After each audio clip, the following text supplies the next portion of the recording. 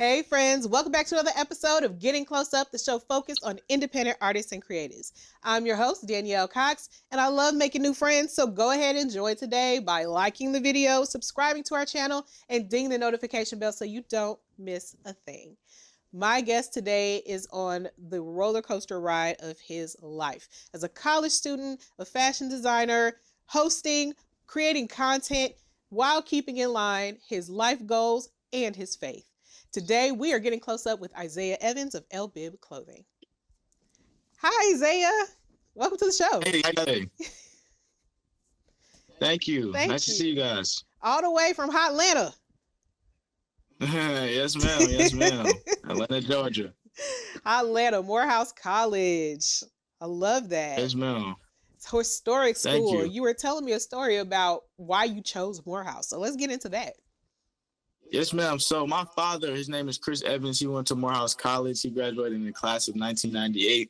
So growing up, I was always just instilled around the culture of HBCUs. And I thought college was HBCUs. I didn't know anything else besides the HBCU.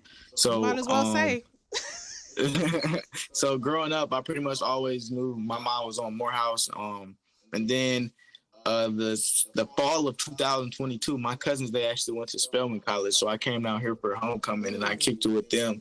And that pretty much fully sold me on going to Morehouse College. And then I believe in May of 2023, that's when I made my commitment to Morehouse College.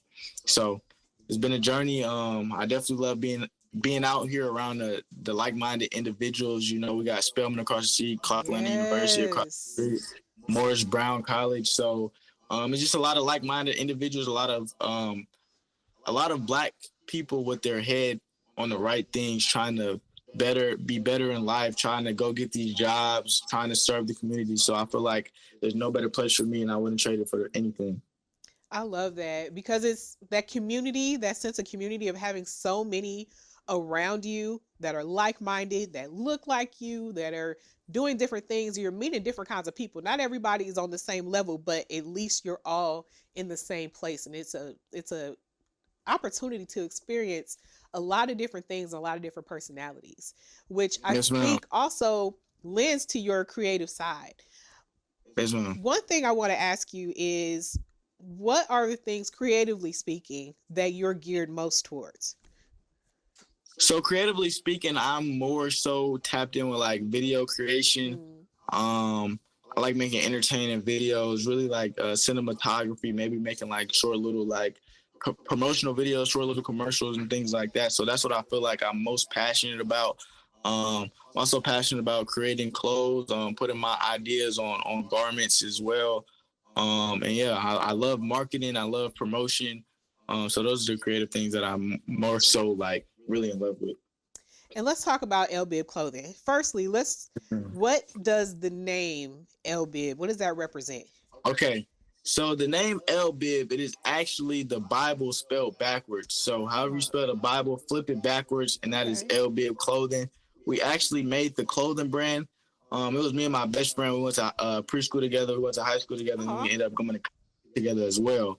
So my best friend, we're in our freshman dorm at Morehouse College, and we were like, we got to find a way to like be productive in school. So we went to class, but after class, it was kind of like nothing going on. So that's when we had the idea to come up with this clothing brand. And at the time, I was going through a like spiritual awakening. When I went out to college, it was my first time being away from my parents. I'm trying to find myself in this new world. So I leaned on the Lord a lot for strength and things like that. So I felt like it was only right for me to approach this clothing brand representing God and all the things that he's done for me while also spreading this message. So it's a faith-based clothing brand, and we're trying to basically show people that there's different ways to show your faith with God, and there's different ways to have your relationship with God. And all of our journeys may look different. So that's why we put L-Bib Clothing. It's like you're flipping it backwards. It's like there's no traditional way of doing it. It's like everybody has their own journey with God. And I feel like as Christians, we get so caught up in the traditional way of doing certain things when it's like, in reality, I don't know what God may be telling you, and you don't know what God may be telling me. But we still all praise the same God. So that's pretty much the point of the brand. And that's what we're trying to represent. That's awesome. The message that not everybody's walk is the same is very important, especially for young people. For young Yes, people. ma'am. And you talked about your experience being a little lonely when you first got to college. My son will be 26 this year, and Mhm. I remember him going through something similar in his first year of Yes, ma'am. college, Yes, ma'am. feeling lonely and kind of, set apart. It was his first time being like away.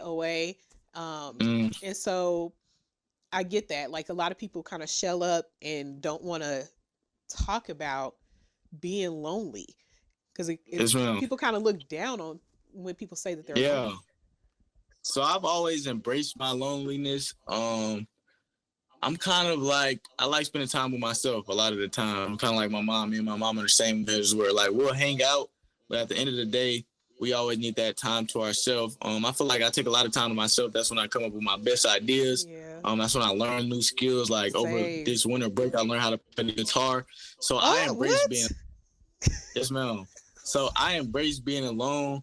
I feel like honestly, if you're always surrounded by people, you will never have time to like really tap in with your inner self and tap in Mm, with your true self. So I feel like I encourage everybody to spend like it could only be an hour a day just by yourself, no distractions, no social media, and really just tap in with your inner thoughts and really see how you're feeling, see what your mind is thinking, mm. see what ideas you may come up with and put them to paper and see if they come to life. So Yeah, that's really important as well, especially in the social media age. And we'll talk about your social media presence as well. But especially with everybody being able to see what everybody's doing and constantly be tapped into everybody, the thing that you don't mm, pay attention to is when you're doing that, you're usually by yourself. as well. You know what I'm saying? Like you As got well. so many people to tap into, but you're still by yourself. Yes, that's real. And I honestly feel like social media it can be used as a great tool, Mm. but I feel like that is social media is almost paralyzing our generation, our new coming generation, because that's all that we've ever seen. It's like the older generation, you guys have had a period where there was no social media, so you guys kind of know how to operate without it.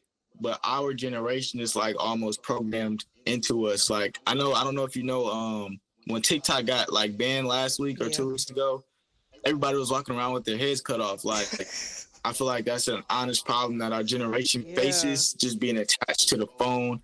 And I feel like we're kind of almost abusing social media instead of using it to our advantage. And I feel like with just less social media, we can come up with dope ideas and really become creative, really be on our thing, doing our thing. So And more most definitely. collaboration. And I think like the way you're talking right now, it makes a lot of sense why the messages on your clothing um is so powerful. Mm. You said how you want to have the message be put first. So talk to me a little bit about the messaging that you use specifically on the clothing. And you said you have some examples with you. So maybe we'll just talk about it at the same time while you're showing it. So I have 2 examples with me. I can get some more if needed, but this jacket is something that I made. We haven't released this yet. Oh wow, But okay. this is a tan jacket. It says L bib on the front right here. And then we have the fear Yahweh on the back. So Mm. this means to fear God. And Yahweh is God's real name, as said in the Bible. A lot of people don't even know that. So we're just trying to push that message as well. But I feel like with my clothes, I believe that less is more. Like I feel like this is a pretty bold statement. It can mean a lot of things to a lot of different people. But I pretty much feel like to me what it means is like just live your life fearing the Lord. And it's not a fear of like, oh, I'm scared of God. It's more Right. so a fear of Reverence. like, yes, ma'am, like let me do the right thing in order to satisfy God, and let me do the right thing because I'm scared of what may happen if I don't do the right thing. So that's pretty much what this t-shirt means. I mean, this sweatshirt means, and I like it because you can wear it wherever. You can wear it in the airport. I've worn it to a few parties. Just like wearing it to a party reminds me like I can't be wilding out. Like I'm a guy, like So I've worn it to a few parties. People will say stuff like, "Why are you wearing it to the party?" But I'm like, just because I'm going to a party, don't mean that I just leave God at home. You know what I'm saying? So I try to bring God everywhere with me. So that was the purpose of this one. We actually started it in gray, and we ventured off to pink, and now we're at brown. So that is that one. And then this one is something that has not been released to the public yet either. We're about to release it in the spring. It's going to be a burgundy color instead of green, though. But it says L Bib right here. And then it's Team Yahweh on the back. So Yeah, Yahweh that's is the nice. last name of that.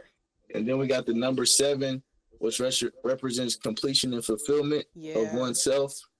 So this is the little rugby jersey that we got right here. So this is one of my favorites. So Now that looks most nice. definitely. That's And then nice. my T-shirt. Thank you. And then my T-shirt. I have a T-shirt. It's a self enthusiast. It Now says self enthusiast. that one I like. Like I love the fear Yahweh. Well, I saw the self enthusiast and I said, okay, I gotta have him tell me what that means to him. Yes, ma'am. So the self. I wish I had. I have one. I could get it in like 15 seconds. That's fine. That's okay. Yeah, go ahead. Go ahead. All right, bet. I'll be back.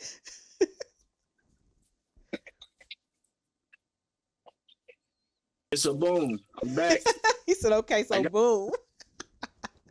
These are the self-enthusiast tees right here. Yes. So my self-proclaimed definition of self-enthusiast is the unconditional admiration of oneself.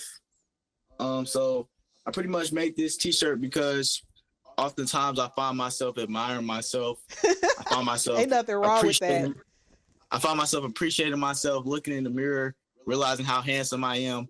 Not in a narcissistic way, but it's like in a way of showing like self-love and stuff like that. Exactly. And I believe that we all should be self-enthusiasts and we all should talk about ourselves very highly. Yes. I believe we live in a generation was kind of like making it normal to like, it's great to be humble. Like I feel like we all should be humble and stuff like that. Right. But I feel like a lot of the times people may feel almost embarrassed talking about themselves or talking about themselves in a highlight.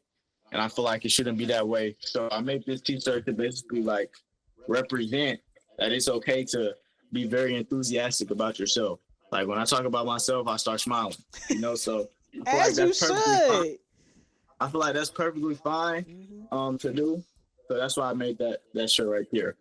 And you made a good point about being humble, because for the longest time, it took me to get all the way up to be in my 40s to realize the difference between being humble and tearing yourself apart, because humility is necessary. But when you use humility as a scapegoat to downplay your gifts, that's when you've crossed over the line. Yes, ma'am. That's when you've turned it into a problem. Humility is something that's supposed to keep you in check so that you don't start thinking you better than other people. But it's never meant to hide your gifts. It's never meant to downplay your gifts. You're not supposed to, I think I deserve less. It's not about any of that. So I think it's really important that you make that point, because a lot of people, like you said, they think it's okay to be down on themselves, and then other people expect that. They get mad when you talk good about yourself. They get mad when you say, oh, I love the sound of my voice, or I love looking at myself in the mirror. They get mad at that, and they shouldn't. Yes, ma'am. And I feel like that's really deep. Like, I feel like a lot of the times, another bad thing about social media, I don't want to get on bashing social media either, but like we're constantly comparing ourselves to other people to the point where we're not even appreciating ourselves. And I feel like as a whole, as a society, we have to do a lot more self-appreciation and appreciating ourselves instead of trying to comparing ourselves to what we see on these apps. So I definitely feel you on that. Yeah, and what's funny is that shirt is the one you were wearing when our producer and creator of the show, T, saw you at the graduation party for your friend. He saw that shirt and it attracted him. He was like, okay, I need to ask him where he got that shirt. And he like, I made this shirt. Yep, that's crazy. That's crazy. I know. I had made that the summer after my freshman year. So that graduation party, that would have been right after I got back from Africa. So when I was in Africa, I was selling those shirts. My mother and my business partner, my best friend, they were helping me out. Oh my gosh. But we were still selling those shirts while I was in Africa. So it was pretty. How did that surreal. go? It was a lot, but it got done. It taught me a lot about business practices and stuff like that. Like I said, I'm still learning. Yeah. I'm really using these skills to enhance my business practices, so I can eventually start my own company. So. Right. And you're going to school for marketing currently, right? Yes, ma'am. talk to me a little bit about, you know, you're just getting started, but talk to me a little bit about what you've learned about that so far. So I'm only a sophomore, so we're just starting to really get into our major credits, our major courses. A lot of this stuff was gen ed, but I do have a principles of marketing class that I'm taking right now. A few things that I've learned is like I've learned about different demographics. I've learned about how different companies approach marketing when it comes to different demographics like that. Like a lot of the times, what I just learned is like, you know how a lot of the times like when you're buying something, they'll have it like they'll have what it says in English, but they'll also have it in Spanish too. Right. A lot of the times people are doing that because the Hispanic population is the minority group that's growing the most in the United States. So they're doing that to trying to target that demographic in order to I get them never to even buy thought certain about things. that. So I'm just learning a lot of different things like that. I'm learning about supply and demand. I'm learning about the economy, microeconomics, and things like that. So it's definitely good education.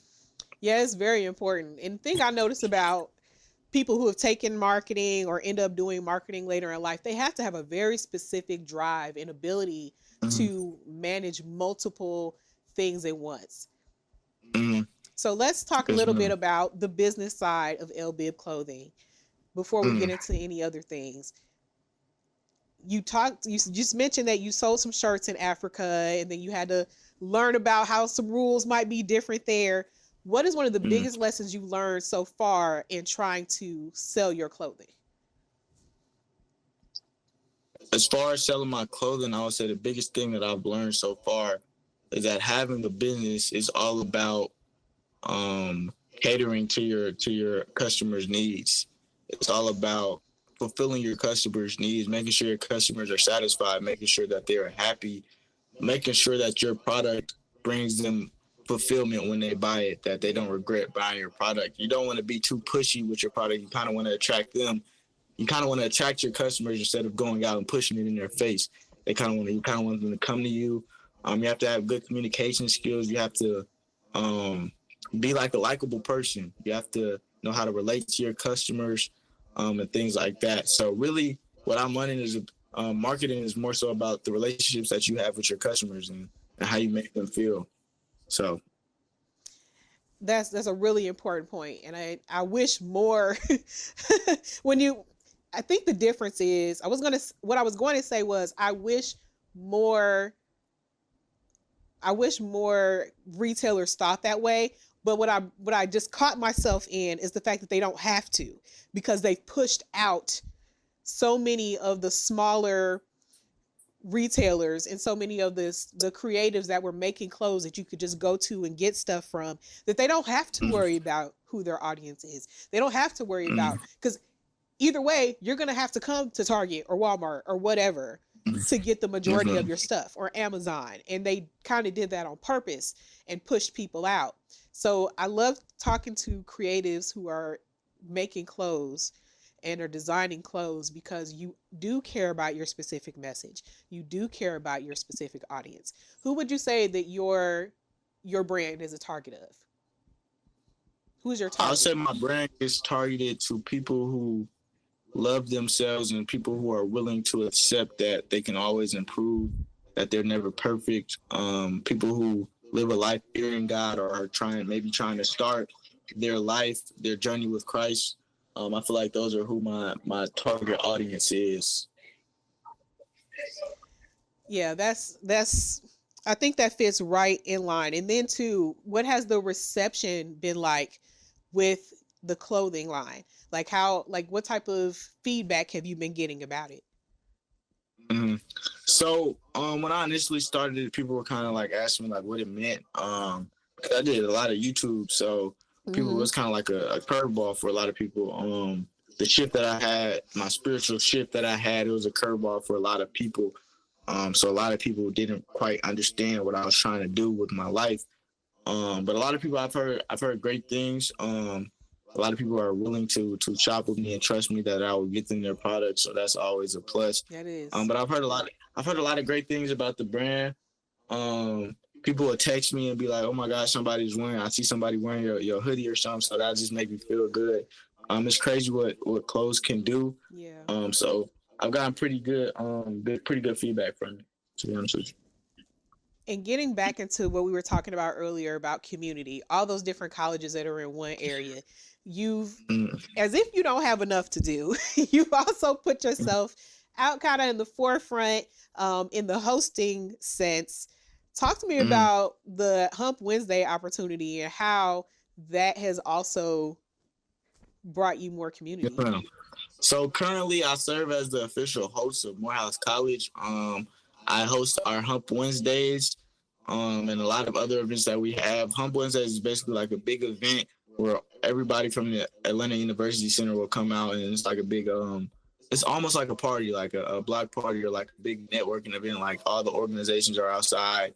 It's an event that serves in the middle of the week, Wednesday. So we kind of try to like soothe the students' minds and help them get through the week. Get over that hump. I believe that like having a good time, it can relieve a lot of stress, and I feel like relieving stress is essential in order to achieve academic excellence. So when I plan these events, I try to do it in the best way to like give students that like sense of feeling alive and like, okay, everything's gonna be okay. I can get through the week, because it's a lot of stresses that we go through as college students. Your refund check might not hit. You might have just failed the test. Something might be going wrong with your financial aid. So I really do these events to really try to ease the students' minds and allow them to forget about the stresses that go on in the everyday life of a college student. So, yeah, and it's more likely put you in touch with a lot of different people, a lot of other creatives that you can collaborate with, because you had a lot of models for one, commercials for your clothing line. Talk to me a little bit about linking up with people and using the college experience as a resource to promote your brand.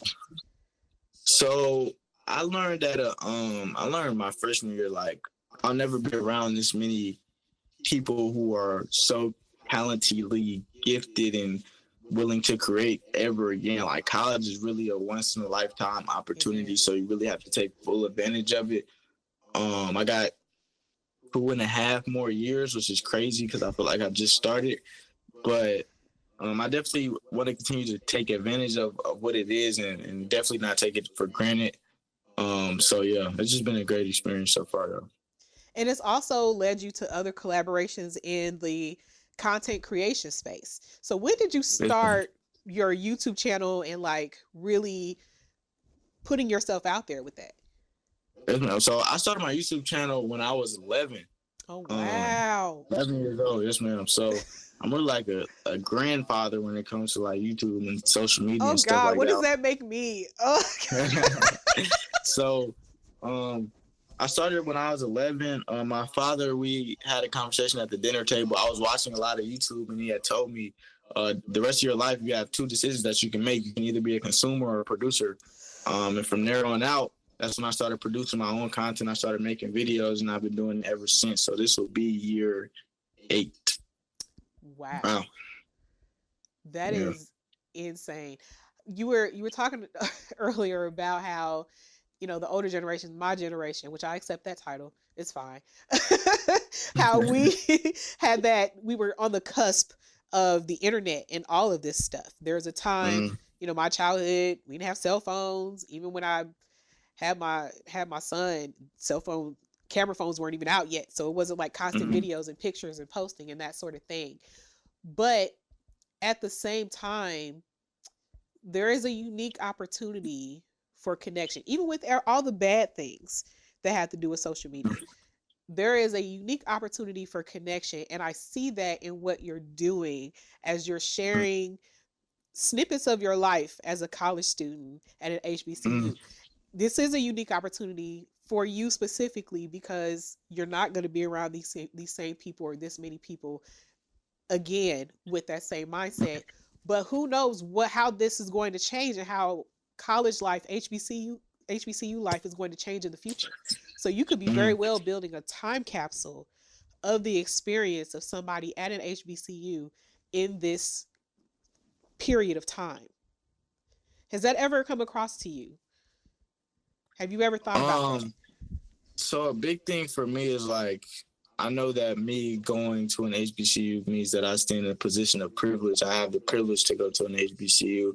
I was blessed to have parents who were very prominent in that process of getting me to go to college. So when I do the content and stuff like that, I more so do it for the kids back home in Kansas City who may have not had that opportunity, or have had that privilege to have maybe come to an HBCU. So I definitely do it in a position of like genuineness. We're gonna make a new word. Well, Genuility. well, like I definitely like I just try to show everybody what it is, and I try to help them live what I'm living through the content that I put out and stuff like that. And then also me and my dad talk about this a lot. Like his experience in college, he told me it's almost mythical. Like, yes, it happened, but he has no proof that anything happened. That's exactly my point. Our generation, we're blessed that we can actually capture these moments and we can share it with the world. And like when I'm like 45 years old, I'll be able to look at myself from when I was 12 and see the growth and show my kids. So I believe it's a beautiful thing. I definitely don't take that for granted as well either. Yeah, that's exactly my point. Like your father put that so well. It's a slice of time that will never happen again, and your generation is able to encapsulate that in a way that's very unique. It's not been seen before. And while a lot of people also in my generation groan about how, oh, they just post anything. Do we need to know that? Do we need to know that? You never know what you'll need to know until you need to know it. Yep. Like it's just, capture it all. And that's the good and the bad. Even though honestly, I will say I'm so glad that when I was younger that nobody had cell phones with cameras on them. I'm very grateful for that. Yeah. I'm very grateful. Yeah, definitely come with the cons. I've been caught up a few times. So definitely not all sweet. Now, college life can also be a little wild, and you do have opportunities where you have a lot of fun. You do cooking shows. So what are your plans and your goals for LBIB clothing going forward? Really, I want to make it bigger than a clothing brand. I want to start major marketing and start producing commercials because honestly, I love the clothes, but I really find my love in the marketing aspect and the photo shoots or the graphics or the commercials. So that's where I really find my love. And the clothes are just helping me do that and learn how to do that with the specific garments. So really, I just want to start major marketing and making like little cinematic commercials and things like that, and really try to spread the brand and get it to become a well-known brand and get people wearing it in the airport or see somebody wearing it to go to class and stuff like that. So really just trying to scale it, honestly. Try to scale it, sharpen up my business practices. And yeah. That is awesome. I really can't wait to see what's next because you have so many big thoughts and big ideas, and you got a good head on your shoulders and a lot of good support. Why don't you let everybody know where they can find you, where they can order clothing, and just keep up with what you're doing? Yes, ma'am. So you can find me on Instagram or YouTube at Zay_Steppa. That's ZAII_STEPPA. And then you can follow my clothing brand on Instagram at LBIB Clothing. I believe at LBIB.clothing. So ELBIB.CLOTHING on Instagram, and that should be our website as well. Well, I definitely want to make sure to follow up with you to see what's going on and what you do next because I'm really excited. All right, that's it. Definitely. You definitely gotta know. Let me know where I can find the interview too. Oh, you will get all of that information. You'll get it, and then also the rest of you guys watching will get it.